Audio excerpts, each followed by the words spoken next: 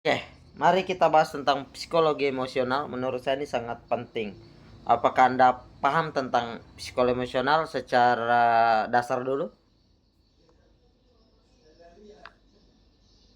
Baiklah, secara dasar, psikologi emosional melibatkan pemahaman tentang emosi kita dan orang lain. Ini mencakup mengenali berbagai jenis emosi seperti kebahagiaan, kesedihan, kemarahan, dan ketakutan.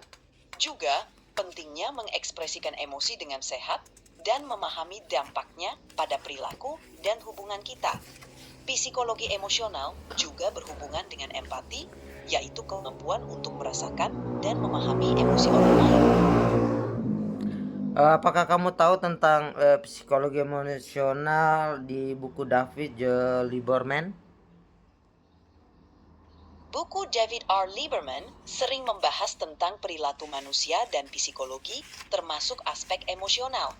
Dalam karyanya, dia sering mengeksplorasi bagaimana memahami dan mempengaruhi perilaku orang lain. Namun, untuk detail spesifik tentang konten bukunya, sebaiknya merujuk langsung ke bukunya. Ada hal tertentu yang ingin Anda ketahui tentang buku tersebut? Sebenarnya saya sudah punya bukunya, tapi ada beberapa bagian yang saya kurang paham bagaimana sudut pandang tersebut terbentuk di dalam buku tersebut. Menarik, buku-buku semacam itu seringkali membahas konsep dengan mendalam, jadi wajar jika ada bagian yang membingungkan.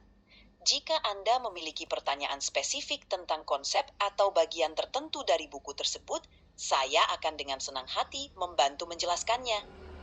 Oke, eh, ada di beberapa Ya, bagian marah pada diri sendiri dan marah pada dunia. Maksud dari kalimat tersebut atau isi dari maksud tersebut di buku psikologi itu seperti apa?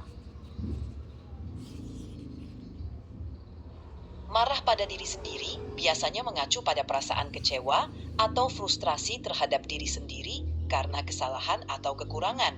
Sementara marah pada dunia merujuk pada perasaan frustrasi atau kemarahan yang diarahkan pada orang lain atau lingkungan sekitar. Dalam konteks buku psikologi, dua konsep ini mungkin digunakan untuk menjelaskan bagaimana individu berurusan dengan kekecewaan atau rasa ketidakadilan. Lieberman mungkin membahas bagaimana emosi ini terbentuk dan cara mengelolanya.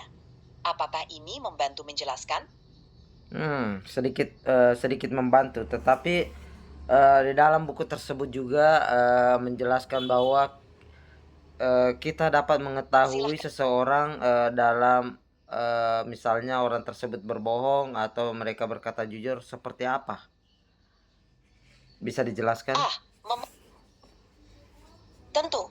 Dalam bukunya, David Lieberman mungkin membahas tanda-tanda perilaku atau bahasa tubuh yang bisa menunjukkan seseorang tidak jujur. Misalnya, perubahan dalam nada suara, gerakan mata, atau ketidakkonsistenan dalam cerita. Namun, penting diingat bahwa tidak ada cara pasti untuk mendeteksi kebohongan dan interpretasi tanda-tanda tersebut harus dilakukan dengan hati-hati. Lieberman mungkin memberikan panduan tentang bagaimana mengenali sinyal-sinyal ini, tetapi juga menekankan pentingnya konteks dan pemahaman menyeluruh. Oh iya. Seperti Ya, kontes cara memang topik menyeluruh itu ini bisa. seperti apa? Baiklah, silahkan jika ada pertanyaan lain atau topik lain yang ingin dibahas. Saya Saya di masih sini untuk ingin membantu. saya ingin masih membahas tentang ini karena di beberapa bagian tersebut ada juga part yang menurut saya sangat penting, yaitu mengapa orang cerdas melakukan hal Oke, yang bodoh. mari kita bahas. Itu pertanyaan yang menarik. Orang cerdas pun bisa melakukan hal-hal yang tampak bodoh karena berbagai alasan. Kadang, emosi, tekanan sosial, atau situasi tertentu dapat mempengaruhi pengambilan keputusan.